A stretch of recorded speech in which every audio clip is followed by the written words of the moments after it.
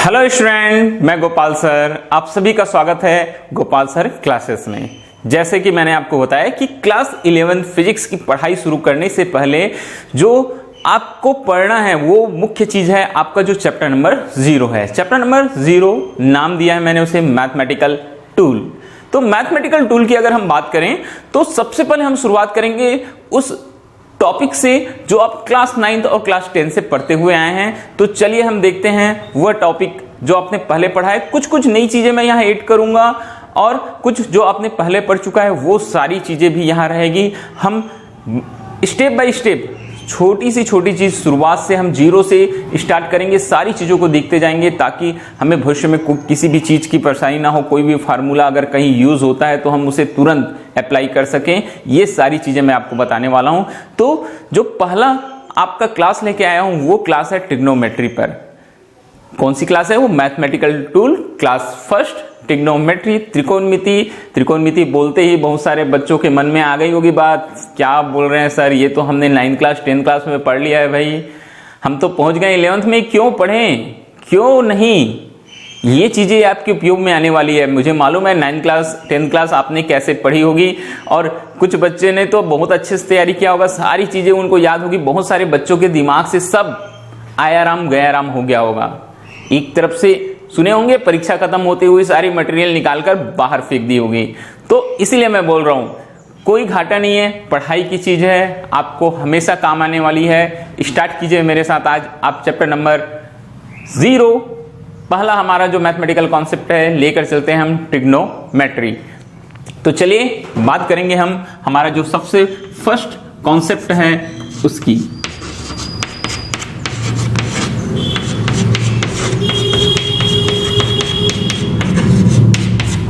क्या है हमारा कॉन्सेप्ट? ट्रिग्नोमेट्री। इसे बोलते हैं त्रिकोणमिति। क्या बोला जाता है इसको? त्रिकोणमिति कहा जाता है। हिंदी में बोलते हैं त्रिकोणमिति। तो ट्रिग्नोमेट्री होती क्या चीज है? सबसे पहली बात कि ट्रिग्नोमेट्री आखिर है क्या? बोलते हैं त्रिकोणमिति गणित की वह शाखा होती है जिसके अंतर्गत हम किसी त्रिभुज की भुजाओं और उनके कोणों के मध्य संबंधों का अध्ययन करते हैं, उसे बोला जाता है त्रिकोणमिति। ठीक है, बोल सकते हैं कि यह रिलेशन है। किसके मध्य रिलेशन होता है? यह जो साइड्स ऑफ ट्रायंगल होता है और उसके एंगल्स होते हैं उनके बीच का क्या होता है? रिलेशनशिप होता है, वही कहलाता है ट्रिग्नोमेट्री। तो जब हम ट्रिग्नोमेट्री की शुरुआत करते हैं तो जो सबसे पहली चीज हमको पढ़ने के लिए मिलती है वो होती है त्रिकोणमितीय अनुपात। तो मैं यहीं से बताऊंगा आपको। हमारा सबसे पहला कॉन्सेप्ट हो जाएगा ट्रिग्नोमेट्री रेशियोज। ट्रिग्नोमेट्री रेशियो आपने पढ़ा है क्लास 9th में, क्लास 10th में। एक बार फिर से हम रिवीजन करते हैं। ट्रिग्नोमेट्री रेशियो पढ़ने के लिए आपको सबसे पहले जरूरत पड़ती है एक ट्रायंगल की। जो ट्रिग्नोमेट्री है वो एक राइट एंगल ट्रायंगल पर कॉन्सेप्ट है। तो देखते हैं राइट एंगल ट्रायंगल हमारे पास आ गया ABC। दिखाई दे रहा है आपको right angle triangle? Right angle कहां है? Right angle at angle B 90 degree. अब इस ट्रायंगल का एक एंगल अगर राइट एंगल है तो बाकी बचे जो 2 एंगल्स हैं वो दोनों के दोनों कैसे होंगे? एक्यूट एंगल होंगे, मतलब न्यून कोण होंगे। कौन कौन से angle? Angle A equal angle C equal हम ले सकते हैं थीटा। ये कैसे हैं? एक्यूट एंगल्स हैं।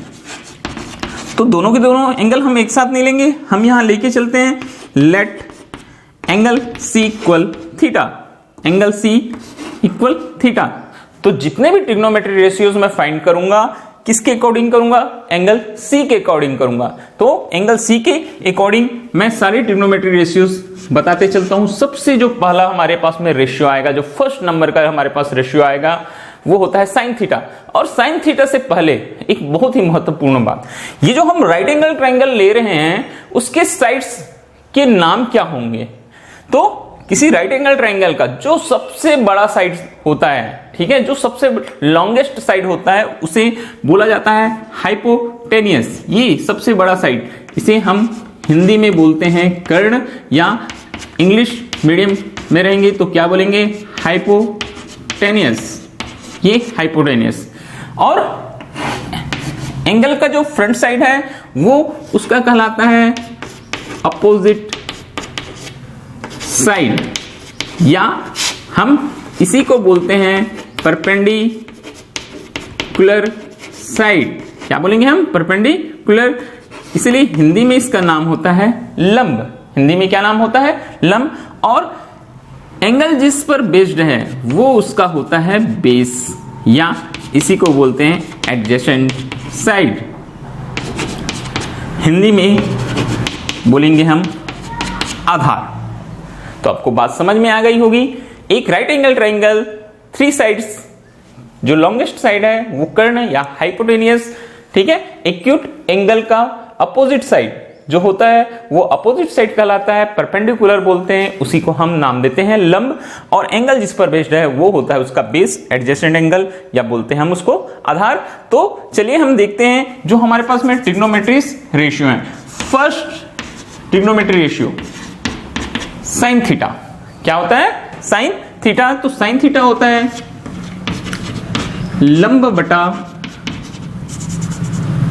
कर्ण, क्या होता है, लंब बटा कर्ण।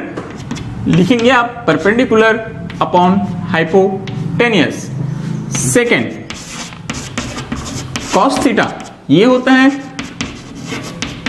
आधार बटा कर्ण, क्या होता है, आधार बटा कर्ण। तो आधार base upon hypotenuse. Third tan theta. Tan theta की वैल्यू कैसे फाइंड किया आपने, tan theta is equal to होता है sine theta upon cos theta. क्या होता है, sine theta upon cos theta. ये जब हम इक्वेशन सॉल्व करते हैं तो हमको मिलता है परपेंडिकुलर अपॉन बेस। क्या मिलता है हमको, परपेंडिकुलर अपॉन बेस। आप बोल सकते हैं लंब बटा आधार, क्या बोलेंगे आप, लंब बटा आधार। वैसे ही फोर्थ जो हमारा ट्रिग्नोमेट्री रेशियो होता है वो होता है कॉट थीटा। कॉट थीटा होता है वो इनवर्स ऑफ टेन थीटा होता है, 1 अपॉन टेन थीटा। तो इनवर्स है तो ये रिलेशन कैसे आएगा, ये हो जाएगा हमारे पास cos theta upon sine theta. क्या हो जाएगा, ये cos theta upon sine theta हो जाएगा। अब ये cos theta upon sine theta हो रहा है, आप इक्वेशन सोल्व करेंगे तो आएगा आपका B upon P, base upon perpendicular. आप लिख सकते हैं इसको आधार बटा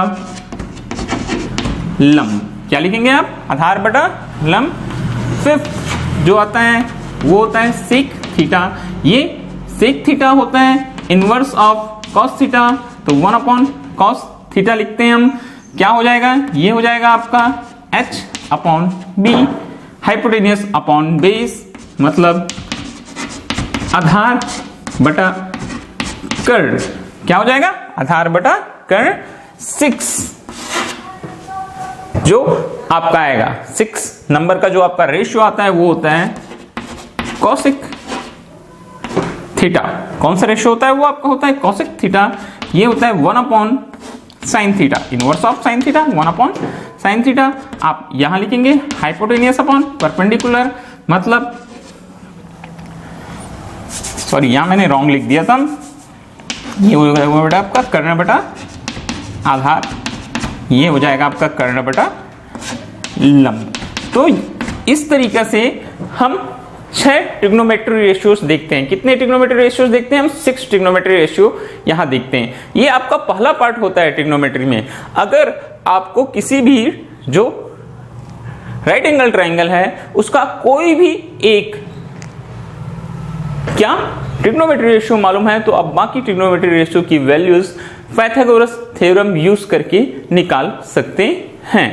तो बात करेंगे इसके बाद हमारे नेक्स्ट टॉपिक की, जिसका नाम है पाइथागोरस थ्योरम। त्रिकोणमिति में जो हमारा सेकंड टॉपिक है वो है पाइथागोरस थ्योरम। अधिकांशतः बच्चों से जब पूछा जाता है कि पाइथागोरस थ्योरम क्या है तो सभी के जो जबान में एक ही आंसर होता है। सभी बच्चे एक लाइन से बोलते हैं सर कर्ण का वर्ग बराबर लंब का वर्ग धन आधार का वर्ग।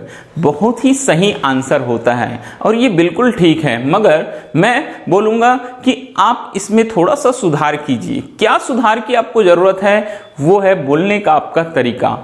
क्यों? क्योंकि जब हम कोई समकोण त्रिभुज बनाते हैं तो हमको सबसे बड़ा साइड तो मालूम होता है, सबसे जो लॉन्गेस्ट साइड है वो लॉन्गेस्ट साइड कर्ण होता है, मगर हमको जो बाकी बचे दो साइड्स हैं, एक जो परपेंडिकुलर साइड है और एक जो उसका बेस होता है, उसके बारे में मालूम नहीं होता कि कौन सा साइड है। तो ये लेते हैं हम अकॉर्डिंग टू एक्यूट एंगल, जो एक्यूट एंगल है उसके सापेक्ष लिया जाता है। तो हम कैसे बोल सकते हैं कौन सा लंब कौन सा आधार, जब तक कि हमको न्यूनकोण का पता ना हो। तो जब भी आप मेरी बात ध्यान से सुनिए, तो जब भी आप बोलेंगे तो इस तरीके से बोलेंगे पाइथागोरस प्रमेय कि समकोण त्रिभुज में, किसी समकोण त्रिभुज में सबसे बड़ी भुजा का वर्ग, जो सबसे बड़ी भुजा होती है, उस सबसे बड़ी भुजा का वर्ग जो होता है वो अन्य दो भुजाओं के वर्गों के योगफल के बराबर होता है। और लिखने के लिए आप लिख सकते हैं, कैसे लिखेंगे आप,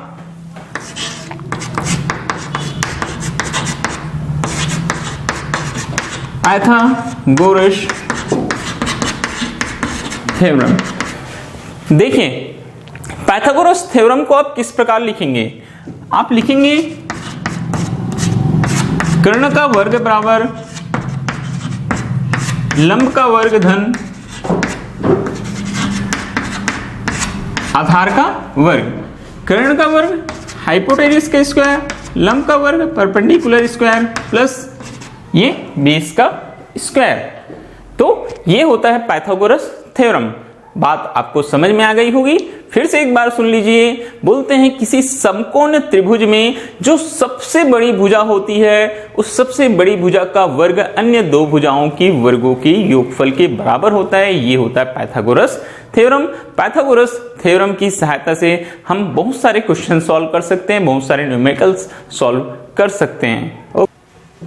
चलिए हम पाइथागोरस प्रमेय पर आधारित एक प्रश्न देख लेते हैं, क्या उपयोग होता है देखते हैं पाइथागोरस प्रमेय का। हमारे पास में एक प्रश्न है, देखिए प्रश्न मैं पढ़ता हूं, आप ध्यान से सुनते जाएंगे। क्या क्वेश्चन है हमारे पास में क्वेश्चन है, एक लड़का पहले पूर्व दिशा में 12 मीटर चलता है। जो लड़का होता है वो पहले पूर्व दिशा में कितने मीटर चलता है, बोलता है 12 मीटर। फिर उत्तर दिशा में चला जाता है, भाई कितने मीटर चला जाता है 12 मीटर। और अंत में पश्चिम दिशा में 3 मीटर चलकर रुक जाता है। फिर बोलता है अंत में पश्चिम दिशा में 3 मीटर चलकर रुक जाता है। लड़के का अपने प्रारंभिक स्थान से विस्थापन ज्ञात कीजिए। अब लड़का चल रहा है, कोई ना कोई जरूर बात होगी, और इतनी दिशाओं में चल रहा है, तो हमको ये बताना है कि वो अपने जो प्रारंभिक स्थान है, जो अपना शुरुआत है, वहां से वो कितने दूर विस्थापित हुआ, मतलब कितने दूर वो गया। विस्थापन और दूरी दो अलग अलग चीजें हैं, जो आप अभी आगे क्लासेस देखेंगे 11th क्लास की, वहां आपको समझ में आ जाएगा। ठीक है, विस्थापन के बारे में मैं बता देता हूं। कोई भी वस्तु की जब स्थिति में परिवर्तन होता है तो वो उसका विस्थापन कहलाता है। विस्थापन निकालने का बहुत ही अच्छा तरीका रहता है कि उसकी प्रारंभिक स्थिति और अंतिम स्थितियों को देखते हैं, और अंतिम स्थिति में प्रारंभिक स्थिति को माइनस कर दिया जाता है। तो आगे हम देखेंगे इस क्वेश्चन के बारे में। ये जो डायरेक्शन वाले क्वेश्चंस होते हैं, वह हमको डायरेक्शन का पता होना बहुत ही जरूरी है कि डायरेक्शंस कैसे देते हैं। तो हम सबसे पहले यही काम करेंगे, जब हम क्वेश्चन को सॉल्व करेंगे तो सबसे पहले हम डायरेक्शन की बात करते हैं। चलिए देखते हैं हम डायरेक्शंस कैसे देखेंगे। तो ये हमारे पास में डायरेक्शन के लिए मैं एरो मार्क बना देता हूं। ये होता है नॉर्थ, ये होता है ईस्ट, ये होता है वेस्ट, और ये होता है साउथ। तो हमारे पास में चार डायरेक्शन है, नॉर्थ, ईस्ट, वेस्ट और साउथ। तो इसी के हिसाब से हमारा यहाँ डायग्राम बनेगा। देखते हैं क्वेश्चन। एक लड़का पहले पूर्व दिशा में 12 मीटर चलता है। एक पॉइंट आप बना लीजिए बेटा, कोई भी एक पॉइंट ले लीजिए, उसको हम बोल सकते हैं ओरिजिन। क्या बोलेंगे हम उसको? बोलेंगे ओरिजिन। यहां मैं एक पॉइंट ले लेता हूं, ओ, स्टार्टिंग पॉइंट या ओरिजिन। अब पहले पूर्व दिशा में कितना मीटर चलता है? 12। तो ओ से देखो ईस्ट के साइड, ये कितना मीटर गया? 12 मीटर। कितना मीटर गया? 12 मीटर। फिर उत्तर दिशा में 12 मीटर चलता है, बोलता है। फिर यहां से उत्तर अपवर्ड, ये फिर चला गया कितना मीटर? 12 मीटर। ओ से पहुंच गया ए से पहुंच गया बी। ठीक है। अब फिर पश्चिम दिशा में 3 मीटर चलकर रुक जाता है। फिर नॉर्थ से फिर वेस्ट इस डायरेक्शन में आएगा। ये कितना मीटर चला? ये सी पर आ गया, मान के चलते हैं। कितना मीटर? 3 मीटर चलकर क्या हो गया, रुक गया। तो विस्थापन ज्ञात करना है। तो यहां हमारा जो इनिशियल पॉइंट है, प्रारंभिक बिंदु है, वो O है, और जो लास्ट पॉइंट है, जो अंतिम बिंदु है, वो है C। तो हमको O और C निकालना है। तो हमको फाइंड क्या करना है, हमको डिस्टेंस फाइंड करना है किसके बीच का, ये OC। ठीक है, हमको निकालना क्या है, हमको OC निकालना है। ये डिस्प्लेसमेंट होगा, ये क्या होगा, डिस्प्लेसमेंट। तो OC निकालने के लिए मैं यहाँ BA या AB के पैरेलल एक और लाइन ड्रॉ कर लेता हूं। ये हो गया, इसको हम कुछ भी नाम दे सकते हैं, आप नाम दे दीजिए DA। तो देखेंगे AB के पैरेलल है CD, तो AB कितना है 12 मीटर, तो CD भी कितना हो जाएगा 12 मीटर। और ये परपेंडिकुलर लाइन ड्रॉ किए तो क्या बन रहा है हमारे पास, राइट एंगल ट्राइंगल बन रहा है। कौन सा ट्राइंगल बन रहा है, राइट एंगल ट्राइंगल। आपको दिखाई दे रहा है CDO। ठीक है, और ये जो OA का टोटल डिस्टेंस था वो कितना था 12 मीटर, ये डिस्टेंस हो गया 3 मीटर, तो बचा हुआ डिस्टेंस होगा 9 मीटर। कितना हो जाएगा 9 मीटर। तो जो राइट एंगल ट्राइंगल हमको दिखाई दे रहा है CDO, वहां हमको दो साइड्स की वैल्यू पता चल गई। OD 9 मीटर है और जो CD है वो कितना है 12 मीटर है। तो यहीं से हम आगे बढ़ते हैं। क्या यूज करेंगे हम, पाइथागोरस प्रमेय। ठीक है, पाइथागोरस प्रमेय से कौन से त्रिभुज में ले रहे हैं, त्रिभुज CDO में। ठीक है, कर्ण क्या है OC का स्क्वायर, लंब परपेंडिकुलर CD का स्क्वायर, और जो बेस है वो है OD का स्क्वायर। आप वैल्यूज रखिए, CD की वैल्यू है 12 स्क्वायर प्लस OD की वैल्यू है 9 स्क्वायर। हमको निकालनी है OC का स्क्वायर। चाहे तो आप यहां लिख सकते हैं OC is equal to under root 12 का स्क्वायर 144, 9 का square 81, OC is equal to आ गया under root 4 plus 1 5, 8 plus 4 12, 1 plus 1 2, 225, under root 225 होता है 15।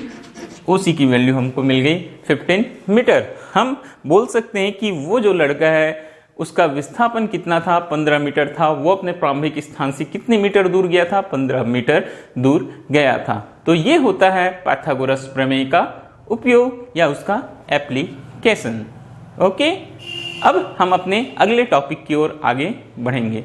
आपके पास बुक्स में या बहुत सारे और भी टॉपिक्स आपको मिल जाएंगे, और अगर आपको और अधिक प्रैक्टिस करना है और अधिक जाना है, ऐसा सोचते हैं कि हमको बहुत सारे क्वेश्चंस मिले, हम बहुत ज्यादा प्रैक्टिस करें, तो अगर आप अधिक से अधिक प्रैक्टिस चाहते हैं तो उसके लिए भी मेरे पास में एक विकल्प है। मैंने एक विकल्प खुला रखा हुआ है। आप प्ले स्टोर में जाएंगे, मेरा आपको मोबाइल एप्लीकेशन मिलेगा फिजिक्स बाय गोपाल सर या गोपाल सर क्लासेस के नाम से, आप वो डाउनलोड कर सकते हैं। वहां बहुत सारे आपको कोर्स अवेलेबल है, क्लास 11 के, क्लास 12 के। बस बात वही है कि वो जो कोर्सेज हैं वो कोर्स पेड कोर्स हैं, वहां आपको कुछ फी पेड करना पड़ेगा, मगर वहां आपको ज्यादा चीजें मिलेगी, बहुत सारे क्वेश्चंस मिलेंगे, बहुत सारा एक्स्ट्रा मटेरियल मिलेगा। उन्हीं का चार्जेस हम लेते हैं आप सभी से। तो आप वहां जाएंगे तो आपके प्रैक्टिस के लिए बहुत सारे आपको क्वेश्चन मिल जाएंगे, तो आप वहां से अपना कोर्स एनरोल कर सकते हैं। ओके, चलिए हम आगे बढ़ते हैं अपने अगले टॉपिक की ओर। जो हमारा नेक्स्ट टॉपिक है वो होता है ट्रिग्नोमेट्री आइडेंटिटीज। ट्रिग्नोमेट्री आइडेंटिटीज, त्रिकोणमितीय सर्वसमीकाएं क्या होती है। 3 प्रकार के हमारे पास त्रिकोणमितीय सर्वसमीकाएं होती हैं, जिसका फर्स्ट नंबर का इक्वेशन होता है, sine square theta plus cos square theta equal 1। Second होता है 1 plus tan square theta equal sec square theta, और थर्ड वन होता है 1 plus cot square theta is equal to cosec square theta. तो ये 3 ट्रिग्नोमेट्री आइडेंटिटीज होती हैं। आप वीडियो पॉज करके नोट कर सकते हैं त्रिकोणमितीय सर्वसमीकाएं। आपने क्लास 9th में, क्लास 10th में इन सर्वसमीकाओं की उत्पत्ति देखी होगी, कैसे हम इसको निकालते हैं, कहां से ये आते हैं। तो अगर आपको याद नहीं है तो मैं एक बार रिवाइज करा देता हूं। आप पाइथागोरस प्रमेय लिखिए, उस समीकरण में एक बार आप क्या कीजिए, कर्ण के वर्ग का भाग दीजिए, आपका पहला नंबर का आइडेंटिटी आ जाएगा। दूसरी बार आप लंब के वर्ग का भाग दीजिए दोनों पक्षों में, आपका सेकंड आइडेंटिटी आ जाता है। और फिर आप क्या करिए, आधार के वर्ग का भाग दोनों साइड्स में दीजिए, आपकी तीसरी आइडेंटिटी आ जाती है। इस तरीके से आपकी तीनों आइडेंटिटी आ जाएगी। बहुत ही इंपॉर्टेंट है, बहुत सारे क्वेश्चंस में ये तीनों आइडेंटिटी यूज होती है।